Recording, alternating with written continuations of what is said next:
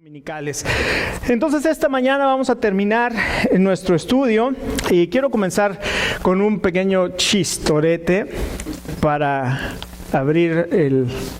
No tiene nada que ver con el mensaje, generalmente tiene que ver con el mensaje, pero no encontré ninguno que fuera con el mensaje, es que dije, de todos modos voy a contar este chiste. Resulta que llega un muchacho con su novia, ¿no? Y la novia muy arregladita y todo, le dice, mi amor, ¿qué perfume traes? Y le dice, Noches del Sahara. Y dice, pues ya se te murió un camello. ¿A qué olería? Pobrecita. Bueno, estamos terminando entonces el capítulo 14 de San Juan. Ayer, qué rápido se pasa el tiempo, fue como ayer. Pero el domingo pasado vimos que el Señor Jesucristo les revela a sus discípulos que Él es el camino, la verdad y la vida, y les da una serie de revelaciones. El capítulo 14 es maravilloso porque el Señor Jesucristo tiene un tiempo de intimidad con sus discípulos, con sus apóstoles. Él está en el aposento alto celebrando la Pascua con sus discípulos, y si usted recuerda y ha leído el Evangelio de Lucas, dice, cuánto he deseado tomar con ustedes esta Pascua. Entonces el Señor Jesús tenía el anhelo de estar con sus discípulos en ese tiempo especial, y cuando hay una cena, ¿se acuerdan? Apocalipsis 3:20, le está hablando a la iglesia y dice, aquí yo estoy a la puerta y llamo, si alguno oye mi voz y abre la puerta, entraré a él y ¿qué?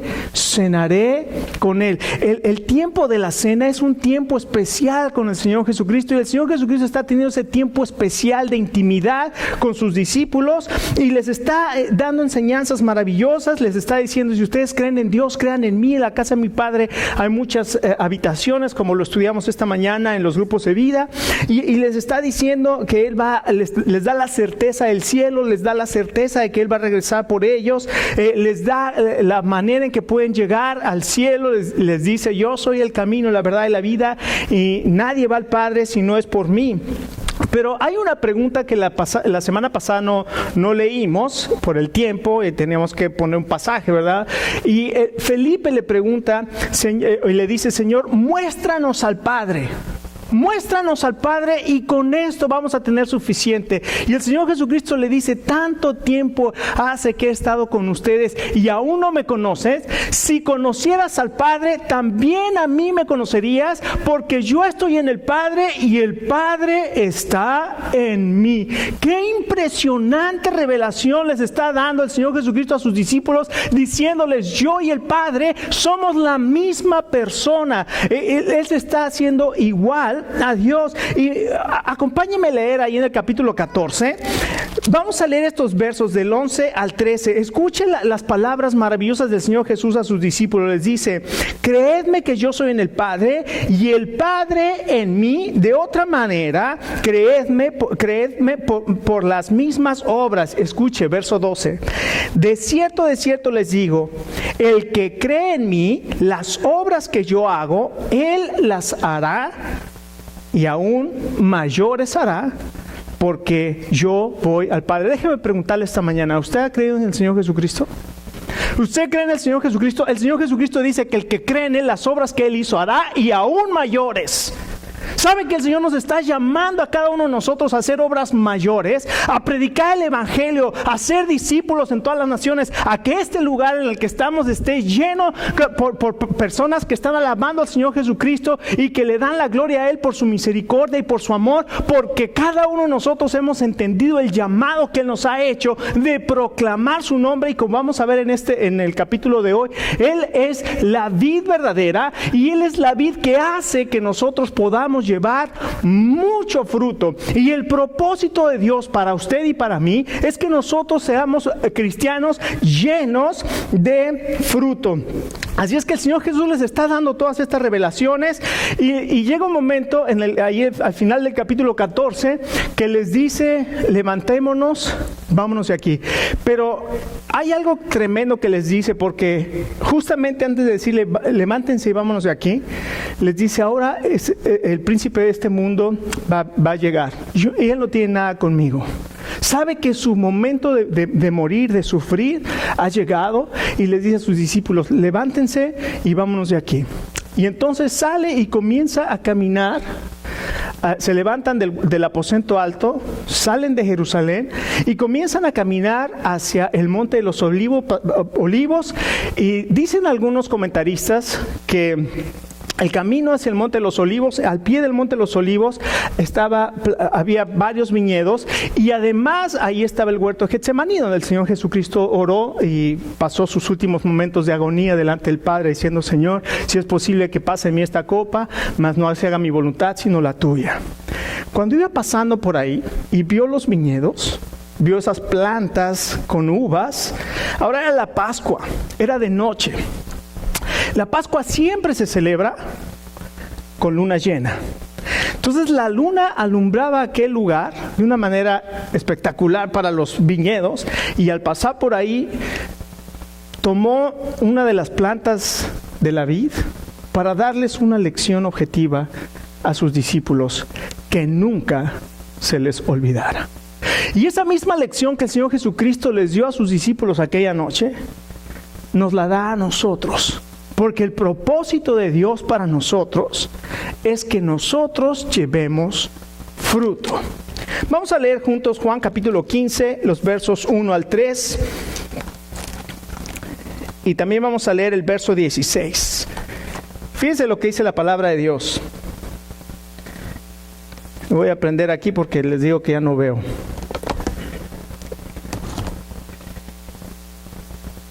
¿Qué me estará pasando?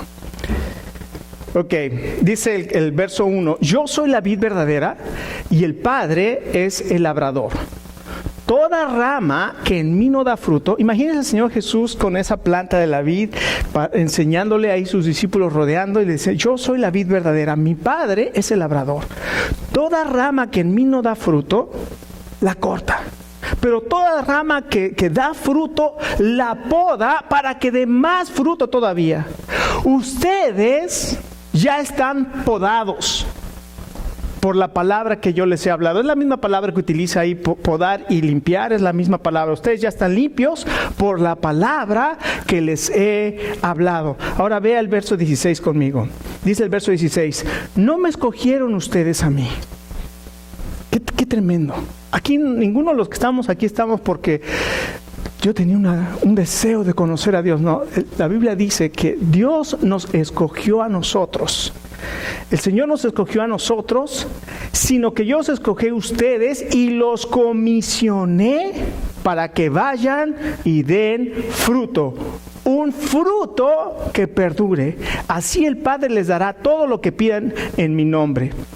Así es que el Señor Jesús nos está diciendo y les está diciendo a sus discípulos: ustedes no me escogieron, yo los escogí y los he puesto, les he dado una comisión, que lleven mucho fruto. Escuche, el propósito de Dios para cada uno de nosotros es que en nuestra vida podamos llevar mucho, no fruto, sino mucho fruto, y no un fruto temporal, sino un fruto permanente, un fruto que perdure. Ahora, esta enseñanza está en contraste completamente con apenas unos días antes. ¿Se acuerdan cuando el Señor Jesucristo va llegando a Jerusalén y ve una higuera y se acerca a la higuera para tomar fruto de esa higuera? ¿Y se acuerdan lo que pasa con esa higuera?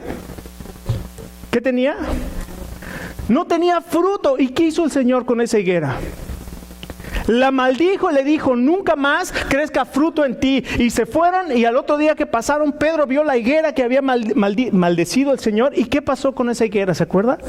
Estaba seca, estaba marchita. Y Pedro le dijo: Señor, mira aquella higuera que tú maldijiste. Y el Señor le dice: Pedro, ya no me acuerdo qué le dice, pero algo le dice. ¿Para qué invento? Mejor digo, no me acuerdo. Mejor digo, no me acuerdo lo que sí, que diga una cosa que no es.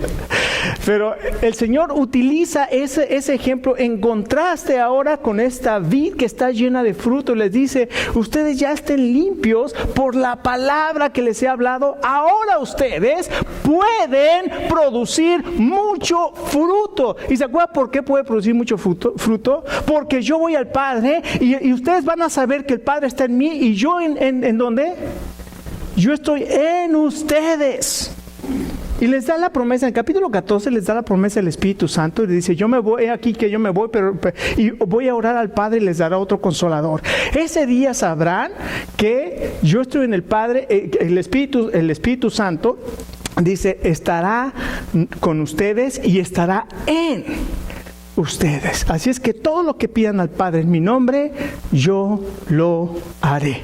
Qué impresionantes palabras. Si esta mañana no salimos de aquí con un ardor, un fuego en nuestro corazón que nos diga, Señor, que podamos decir, Señor, tú me has llamado para dar fruto y me has capacitado con el poder de tu Espíritu Santo para que dé fruto. Señor, yo quiero ser esa vid tomada de ti, arraigada en ti, Señor, para que haya vida en mí y para que pueda dar ese fruto que permanezca para la gloria de tu nombre. En este pasaje vamos a entender tres principios para tener esa vida fructífera. En primer lugar, podemos conocer y entender el principio. ¿Cuál es el principio? ¿Cuál es el fundamento para poder tener una vida fructífera? El Señor Jesucristo lo dice claramente: yo soy la vid verdadera.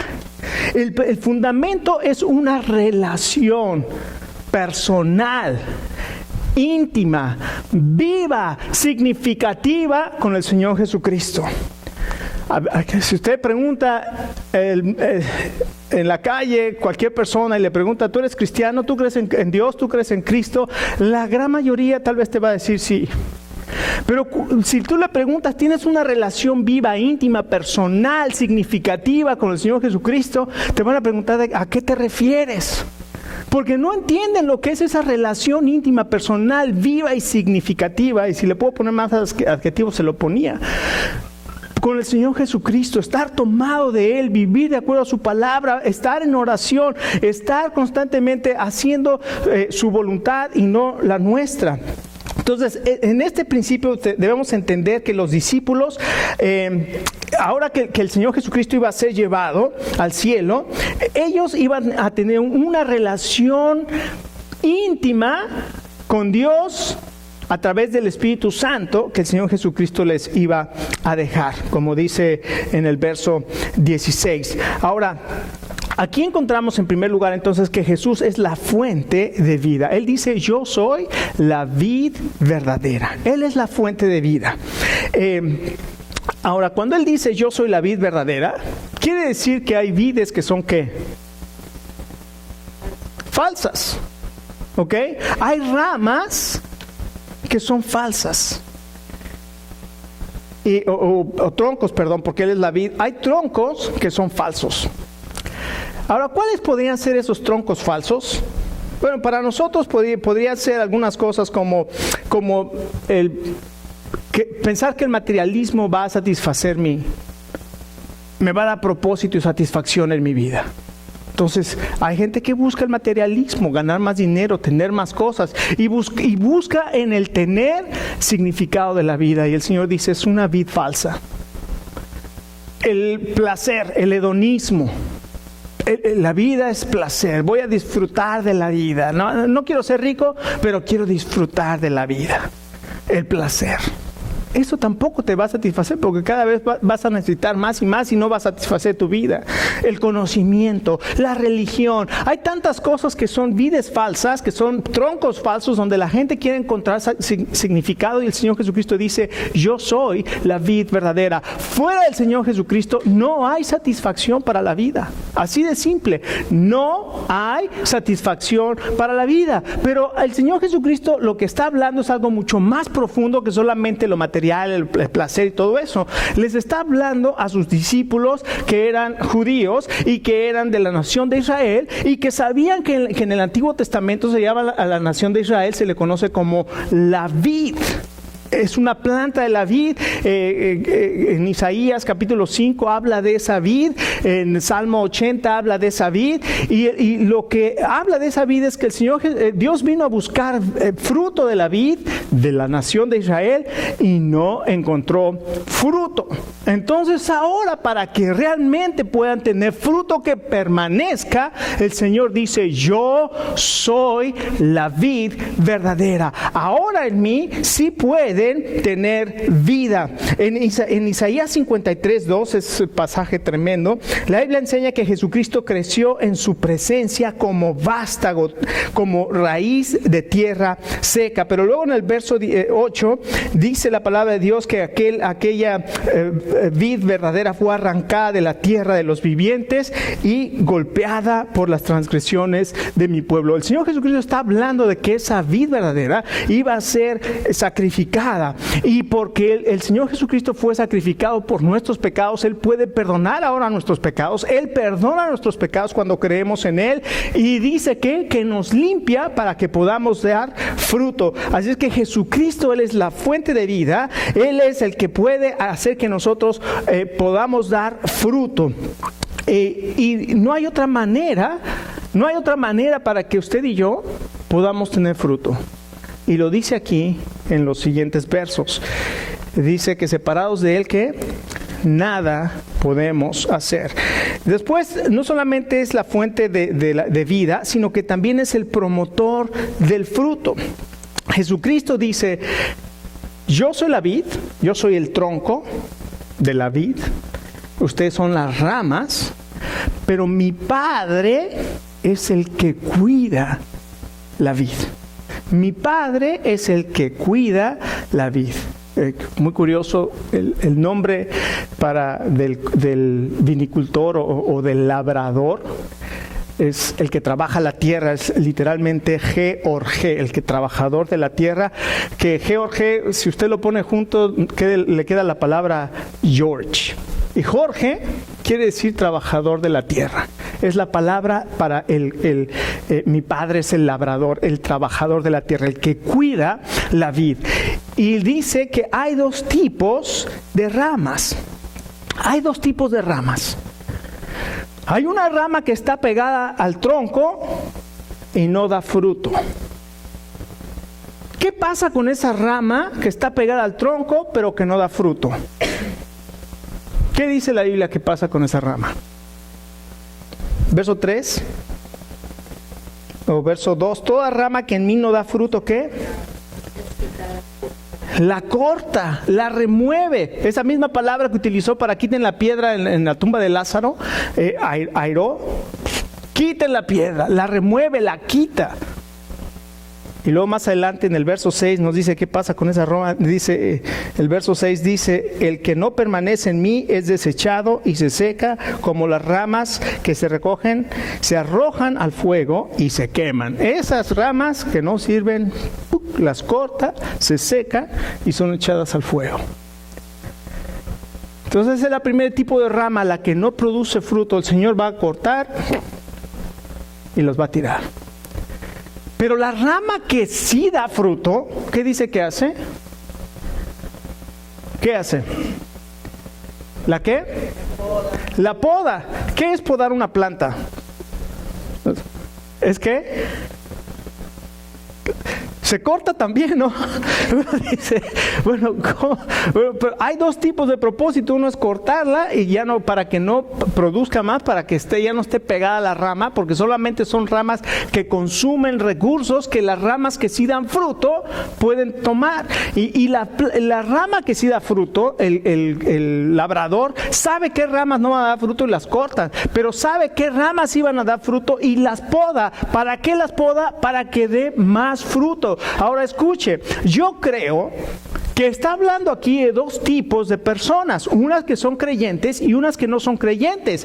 Y hay mucha gente dentro de las iglesias y mucha gente se dice cristiana, y hay una manera sana de realmente dudar de nuestra salvación, ¿no? Yo no estoy diciendo que una vez que soy salvo y dudo de mi salvación, está bien, pero lo que estoy diciendo es que hay una manera sana de preguntarme, como en el libro de Corintios el apóstol Pablo le dice a los corintios, le dice: examinan para ver si creen en Jesucristo, realmente están creyendo en Jesucristo. Entonces nosotros tenemos que hacer lo mismo. ¿Realmente yo soy salvo? Examinarme, decir, ¿realmente estoy dando fruto? Porque la característica natural de un cristiano es que va a dar fruto.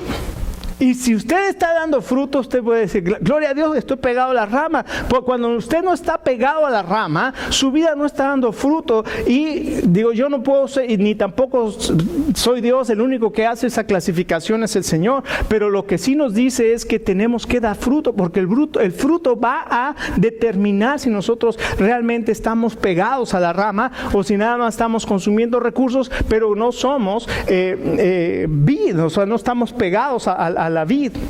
Ahora, hay una diferencia muy grande también en esto. La Biblia habla de dos, por decirlo así, habla de un juicio final, Apocalipsis 21, 8 en adelante, donde dice que todos los incrédulos, los que no creían en Jesucristo, los que lo rechazaron, un día van a presentarse delante del trono blanco del juicio final, y ahí se van a abrir unos libros, va a estar el libro de la vida, y ahí van a ser juzgados de acuerdo a sus obras. Ahora, todos esos que van a aparecer en el juicio final, ninguno de ellos será cristiano, pero Dios es tan justo que les va a hacer un juicio donde le va a mostrar por qué están en ese lugar. Y todos ellos dice que van a ser lanzados en el lago de fuego que es la muerte segunda. Entonces, hay un juicio para ellos. Pero también en 2 Corintios 5, 10 habla de que todos nosotros compareceremos ante el tribunal de Cristo para que sean probadas nuestras obras. Ahora, todos los cristianos vamos a pasar por un lugar que se llama el tribunal de Cristo. Ese no es un juicio, sino ese es un lugar donde nuestras obras como creyentes van a ser examinadas, y a cada uno de nosotros, dice la palabra de Dios, si alguno hubiera edificado en madera, heno y hojarasca, ¿qué pasa con la madera, heno y hojarasca al pasarla por fuego? Se quema y no queda nada.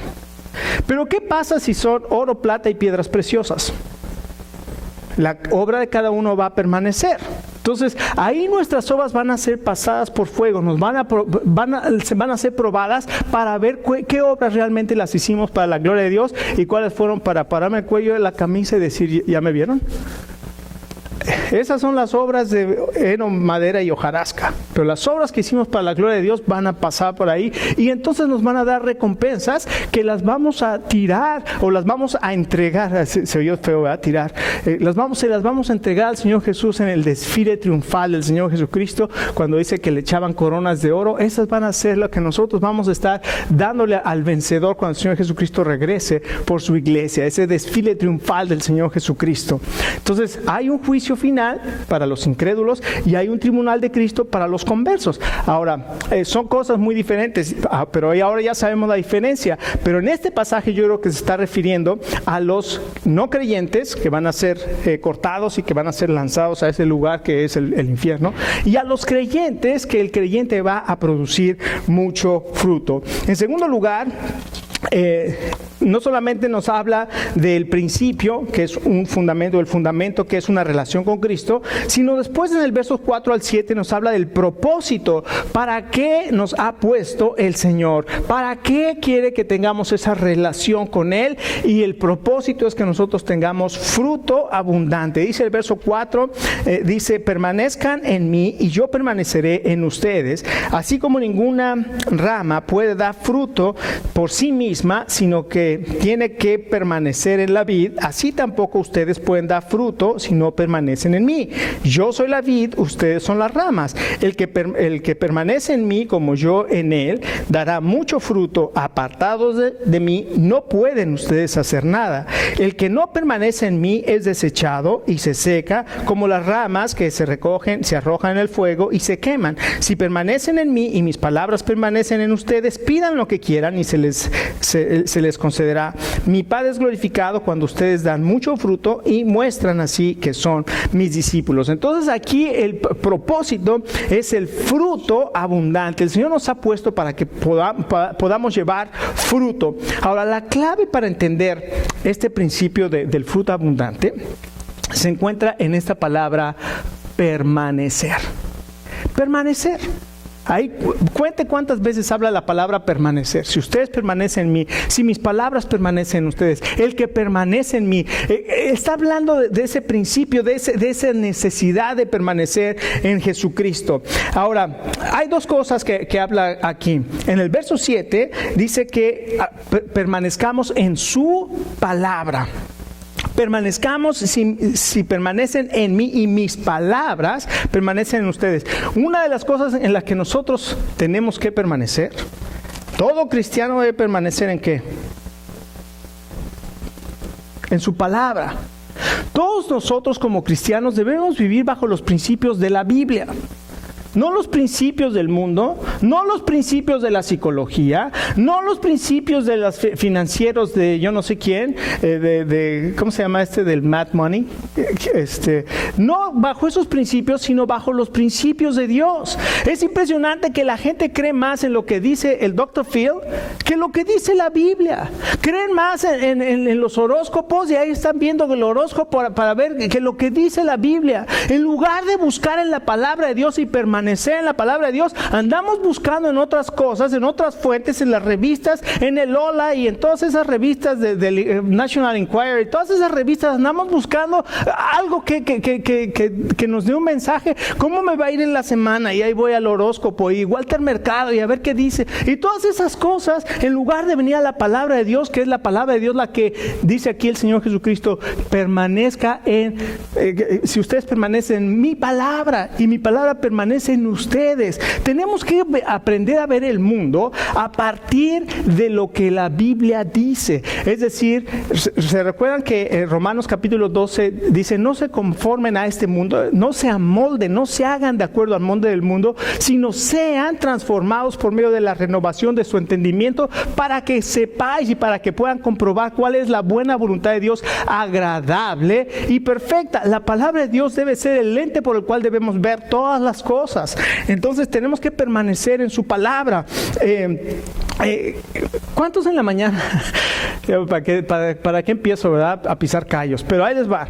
¿Cuántos en la mañana se despiertan, abren su teléfono y van a Facebook? Aquí lo tengo, Facebook. Entonces comienzo a ver y a pasarme una hora viendo gente que puso videos de fulano, de sutano y perengano. Y cuando me doy cuenta, ya se me fue la hora y ya me tengo que ir corriendo. Pero déjeme decirle que aquí usted tiene la aplicación de YouVersion, inmediatamente le saca el verso del día. Déjeme decirle, Dios tiene un muro con un texto pegado cada día para que usted y yo, al momento de levantarnos, veamos el muro de Dios y nos llenemos de sus mensajes maravillosos para nuestra vida. Dejemos el Facebook en segundo, tercero o quinto lugar, pero vayamos al muro de la palabra de Dios, el texto de la palabra de Dios que necesitamos para nuestra vida, para estar llenos de su presencia, para estar llenos de su palabra. No solamente la permanencia en su palabra, sino también la preeminencia de la oración. Tenemos que vivir en oración. Ahora, honestamente, la oración es lo más difícil, es una de las disciplinas más para mí es muy fácil agarrar la Biblia y leerla. Bueno, no es tan fácil, pero es más fácil. Agarro mi Biblia, ya tengo mi plan de lectura del año, entonces ya nada más veo qué capítulos me toca ese día y los leo y ya. Pero eso es muy diferente a meditar su palabra, es muy diferente a orar la palabra de Dios, pero la disciplina de orar se necesita tiempo, se necesita un plan. Si tienes un plan, es maravilloso. Yo tengo en mi teléfono también, ya todo lo tenemos en el teléfono, ¿verdad? Entro ahí en Dropbox, tengo ahí una carpeta que se llama oración y ya nada más voy, ahí tengo hasta por días, lunes, martes, miércoles, jueves. Entonces ya nada más voy el lunes y ahí tengo toda mi lista de oración para orar. Y además saco la lista de oración de la iglesia y comienzo nombre por nombre, familia por familia, o sea, familia por familia, nombre por nombre, persona por persona, hijo por hijo. Y orando por la iglesia, orando por nosotros, orando que el Señor nos bendiga. Pero si todos nosotros hacemos eso, vamos a ser una iglesia y cristianos que vamos a estar dando fruto. Y no solamente esto, sino también nos habla cuál va a ser el producto y cuál es el deseo de Dios, qué va a ser el resultado de dar fruto, qué va a ser el resultado de permanecer en esa relación con el Señor. El fruto, dice el verso 8, mi Padre es glorificado cuando ustedes dan fruto. Miren, mis hermanos, gloria a Dios que venimos acá y este canto que cantamos, precioso, me encanta. Te doy gloria, gloria. La Biblia dice, en esto es glorificado mi Padre, en que des fruto. Que con la boca lo puedo decir 1000 veces, te doy gloria, hasta puedo brincar, te doy gloria. Pero la Biblia dice, en esto es glorificado mi Padre, en que des fruto. Eso es el deseo, el anhelo de Dios para nosotros, es que demos fruto. Así es que Dios es glorificado a través del fruto. Y esto se hace a través de permanecer en su palabra y a través de permanecer en la oración. ¿Cómo doy fruto? Mostrando un carácter cristiano. El fruto del Espíritu Santo en mi vida, ¿cuál es? Amor, gozo, paz, paciencia, benignidad, bondad, fe, mansedumbre y templanza. Contra tales cosas, dice la Biblia, no hay ley. Lo que anhela el Señor para nosotros es que nuestro carácter sea cada vez más semejante al carácter de Jesucristo, quien cuando lo maldecían, ¿qué? No respondía con maldición. Él es paciente. Somos pacientes, nos exasperamos. Digo, yo soy un ser humano y cuando me pego me duele y cuando me corto me sale sangre. Pero el carácter de Cristo debe estar siendo formando en nosotros. Se debe estar formando en nosotros. Y eso va a suceder cuando estamos pasando tiempo en la palabra, tiempo en la oración, tiempo en la comunión con los hermanos. Eso es lo que Dios nos ha dado. La vida transformada es la que glorifica a Dios. El apóstol Pablo, ¿se acuerdan? El apóstol Pablo perseguía a los cristianos y un día se encuentra con el Señor. Camina a Damasco, una luz le aparece, cae al piso y escucha la voz que le dice, Saulo, Saulo, ¿por qué me persigues? ¿Quién eres, Señor?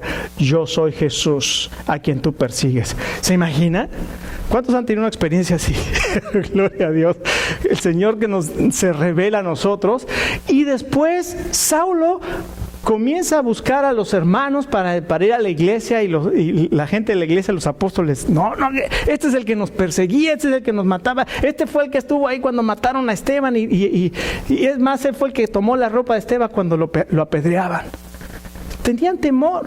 Y el apóstol Pablo dice en Gálatas 1, dando su testimonio, dice, y la gente no me conocía, pero glorificaban a Dios en mí porque escuchaban a aquel que nos perseguía ahora es de la fe. Y ahora por la transformación de vida de ese hombre, la gente glorificaba a Dios. Mis hermanos, no hay cosa más maravillosa que cuando nuestra vida es transformada por el Espíritu y está reflejando el carácter de Cristo, la gente va a glorificar a Dios por nosotros, por ellos, por nosotros, así es. Así que tenemos que permanecer en amor, como dice el verso 9 y 10. Así es que como el Padre me ha amado, yo también los he amado a ustedes. Permanezcan en mi amor. ¿Sabe por qué? ¿Por qué tenemos que permanecer en amor? Porque el amor cubre multitud de pecados. Y miren, mis hermanos, el lugar donde vamos a tener más pruebas acerca del amor es nuestro hogar, es nuestra iglesia. Ahí vamos a ser probados para ver si realmente amamos. Si amamos a nuestra esposa, si amamos a nuestros hijos, si amamos a nuestros hermanos en Cristo en la iglesia. ¿Por qué?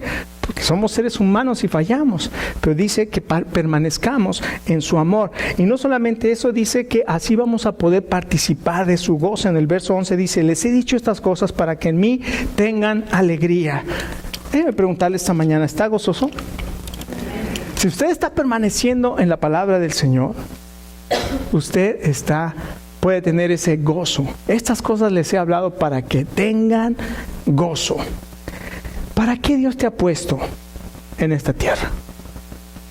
¿Para qué Dios te ha puesto en tu familia, en medio de tu familia? ¿Para qué Dios te ha puesto en esta iglesia? ¿Para qué Dios te ha puesto en tu trabajo? ¿Para qué Dios te ha puesto en esta comunidad? ¿Para qué? Para dar fruto.